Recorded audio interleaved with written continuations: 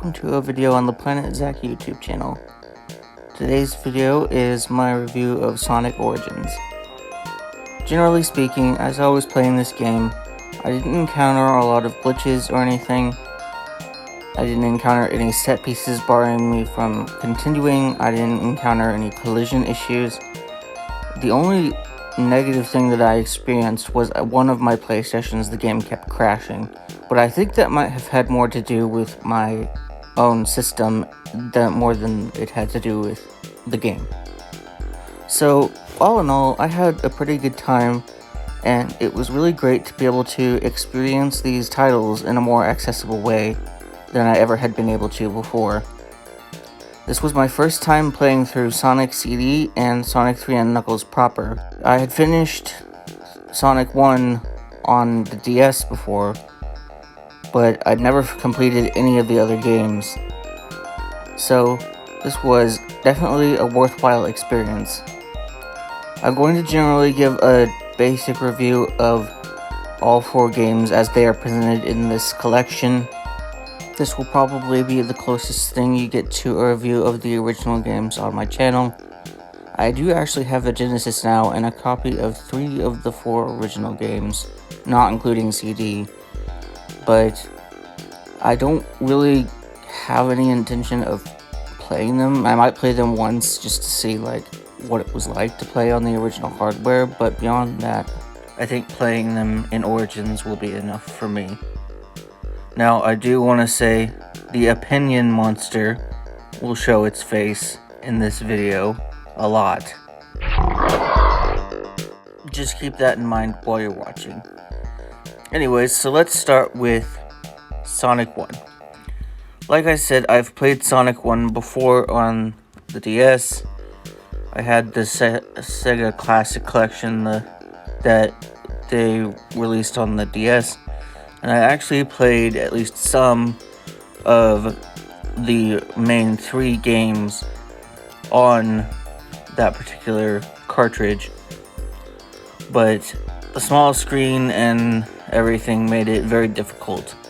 So I did actually get through Sonic 1 on that, not without the help of save states though. So playing through it again on this one was kind of like, okay, I've done this before, let's see if I get anything new out of the experience. And to be honest, I really didn't. I might have if I'd played as someone other than Sonic, but I really just wanted to play as Sonic. And it was nice that they added the spin dash. I think they might have actually included the spin dash in the DS cart as well, but it appeared in this. I never realized that the spin dash wasn't one of Sonic's original moves because of how iconic it is, and I really liked having it in my arsenal. And then of course I think they also added the drop dash into all 4 games, so that was pretty cool carryover from Mania, and I hope that stuff like this continues to happen. Like the more classic style games, they've always done their best when they include the improvements made by games that have come before, and I guess in this case even after they were originally released. So, that was really nice. And like I said, I didn't encounter a lot of glitches, especially not in this one. Labyrinth Zone was a nightmare. I actually don't mind Labyrinth Zone all that much, right up until you get to the final act, and it's just a nightmare. And then there's just 1 or 2 zones in that game I'm not crazy about, like Starlight. The music's nice and everything. I don't care for the aesthetic very much. And Spring Yard, it's cool music, kind of a cool location, but it's so, I don't understand where it's supposed to be. And Starlight kind of has the same problem. Like, most of the other zones either closely resemble something or are just an idea that's well-founded. The other 2 are just kind of nothing zones in my opinion, but they do have their good qualities, and overall playing Sonic 1 was a good time. Moving on to Sonic CD, this one was actually one of my favorites out of all of them, some of my favorite moments. I had never played Sonic CD before, so I wasn't really entirely certain what to expect, but I ended up having a really good time. The whole past, present, future mechanic was really interesting, and I actually thought that how it would work is you would start in the present, and then you could go to the past or future, but then if you died in the past or future, I had assumed you would go back to the present. But that's not actually the case. I don't know if it was like this in the original release, but in Origins, if you die in the past or the future, you stay in the past or the future when you come back. And then if you restart the level, you start back at the beginning of whatever time era you're in.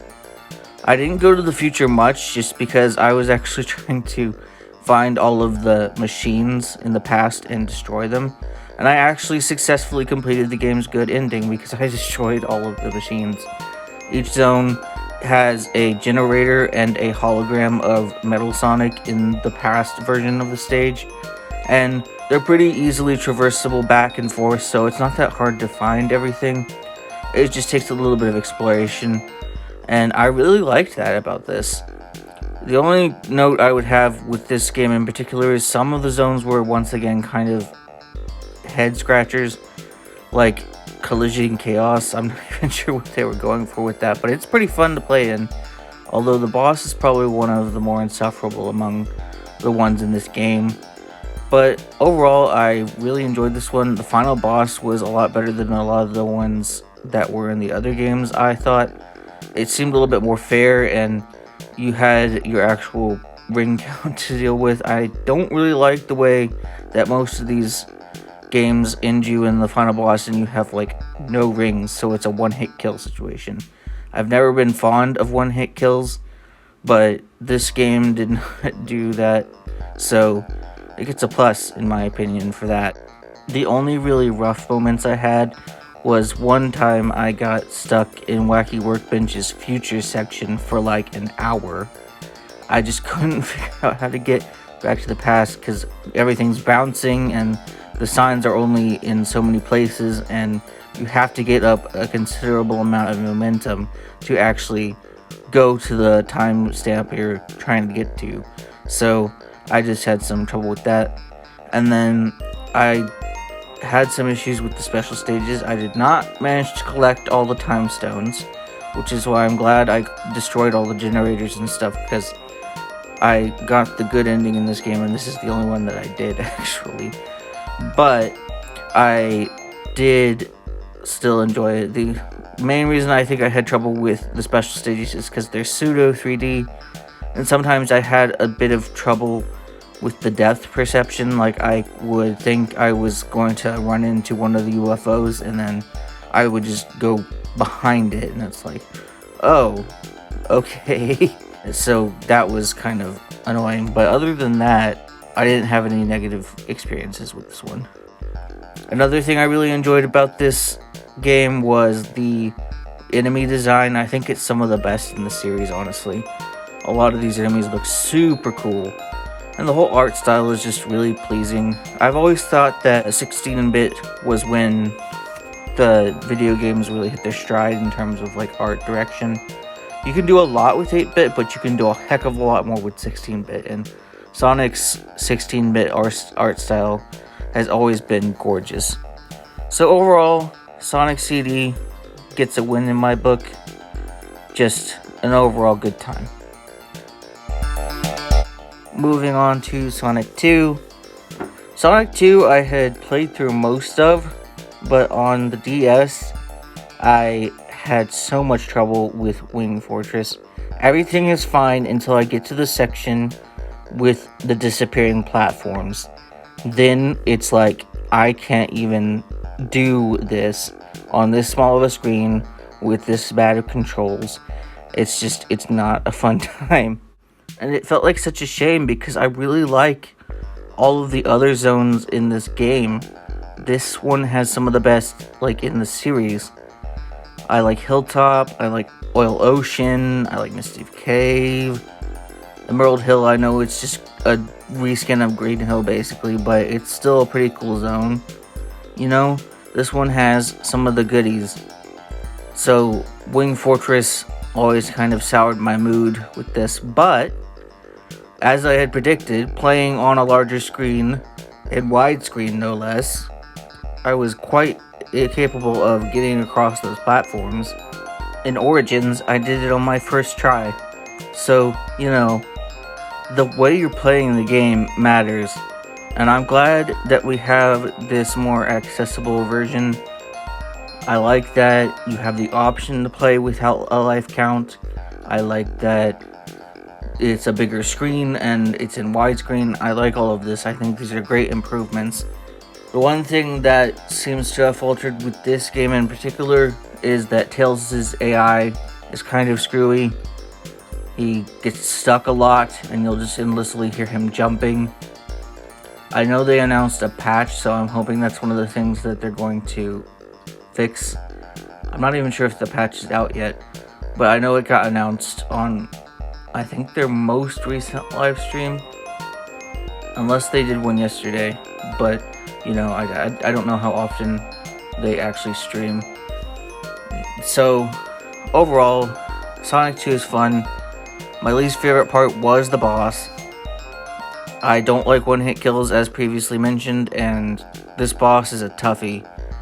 I was able to eventually get to where dealing with Silver Sonic, I think he's called, the Silver Robot Hedgehog. There are so many Robot Hedgehogs in the classics, and it makes me wonder why Metal Sonic was the only one to survive the transition to the modern era. Don't get me wrong, I think he's the best of the three options, but, you know, just seems kind of weird that they kept creating them, and then one of them just outshines the others, I guess. I was struggling real hard with the Death Egg robot. I happened to watch somebody else play through the fight, and I learned the best strategy to deal with him, so I was able to beat him, but it took forever. So, definitely ends on a sour note in my opinion. I don't care for either boss all that much, and the one-hit kill thing just kind of ruins it for me. So, 0 out of 10 boss, but otherwise 10 out of 10 game. Finally, we have Sonic 3 and Knuckles. There's a lot to unpack here. I'll start with something that I like. The save feature, the save files are nice. I liked having that in Mania so that you could go in and play as whichever character you wanted to, and you would have a separate save file for each character. I thought that was nice, especially with the level select that appeared in Mania. I don't know if Sonic 3 and Knuckles has that. This is one thing I wish they might have thought about adding to all 4 games. I think it would benefit all 4 games since we've added new playable characters and everything, especially with how convoluted some of the level select stuff can be with all the things you have to enter to get to that screen in the other games.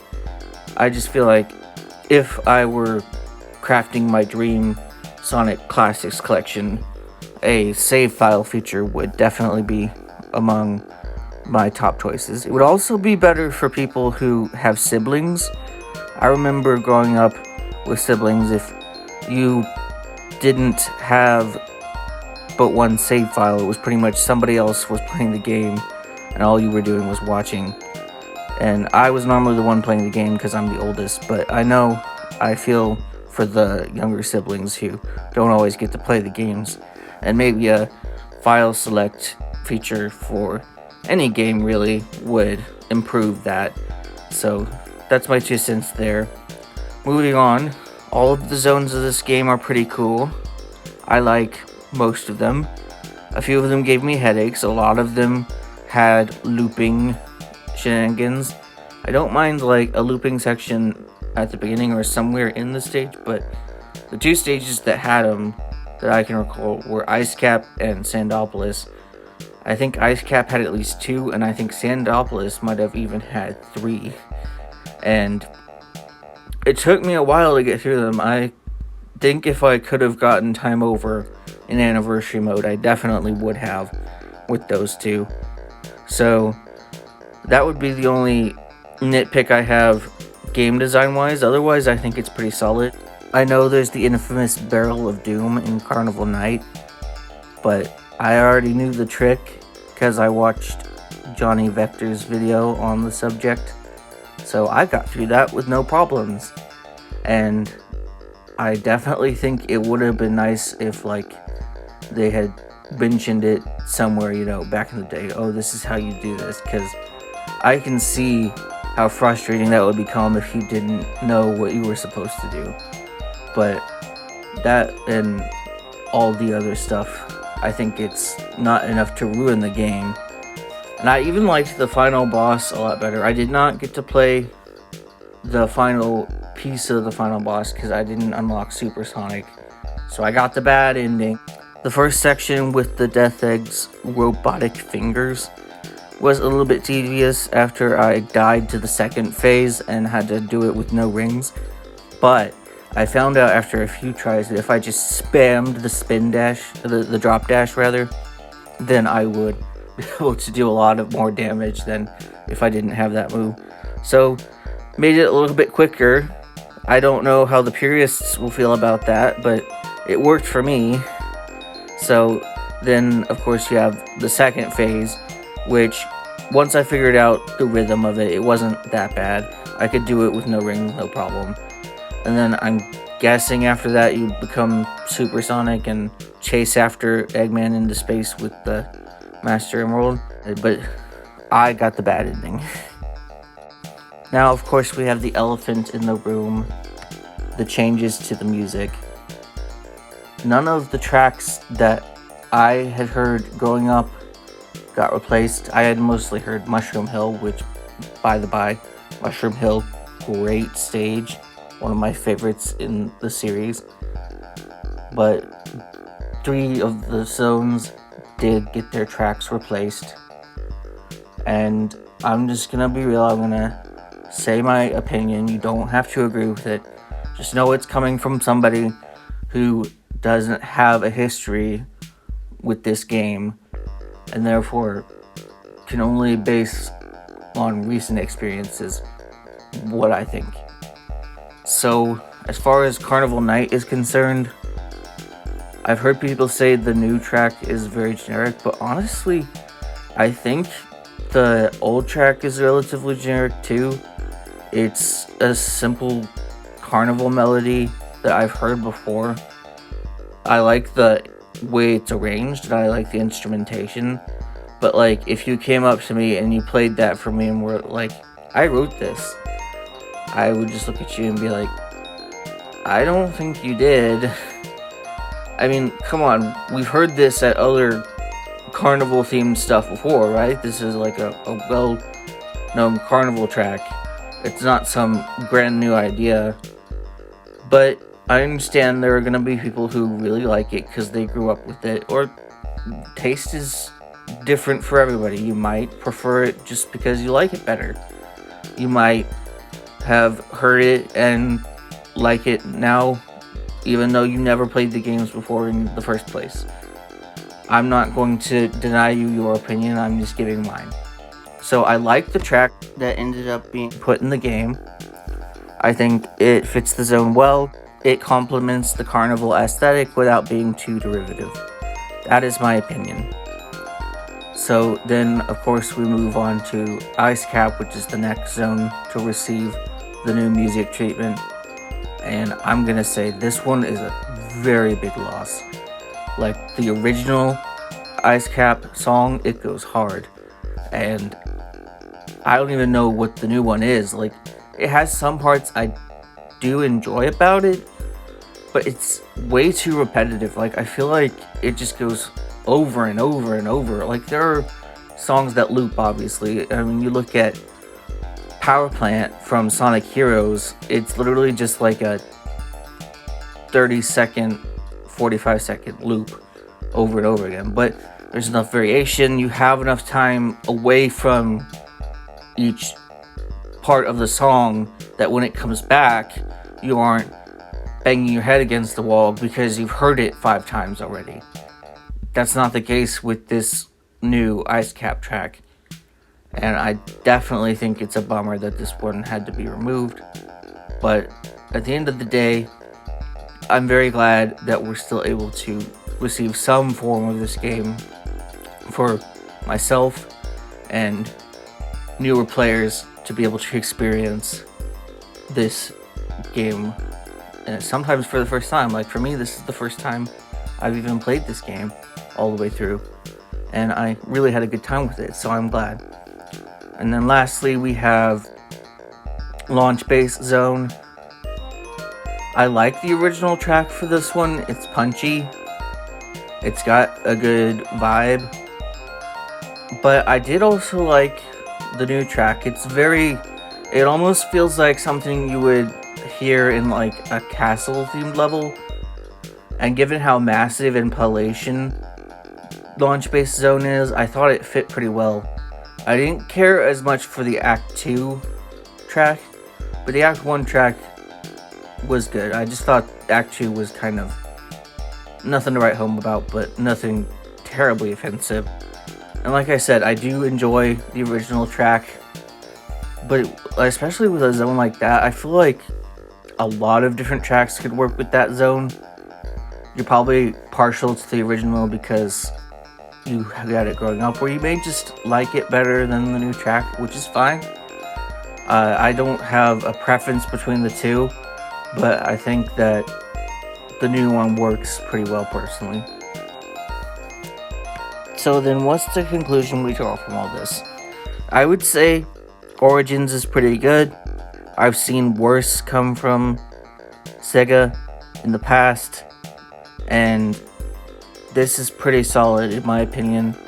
I don't know about all the extra features. I'm sure there might be some issues with certain parts of the game that I haven't touched, but having just played through all 4 of the games included, I had a really good time. And like I said, they did announce a patch, so hopefully any glaring issues that I'm not seeing will be fixed. And I hope it serves as a good introduction to the classics for the modern generation. Thanks for watching, and I hope to see you in the next one.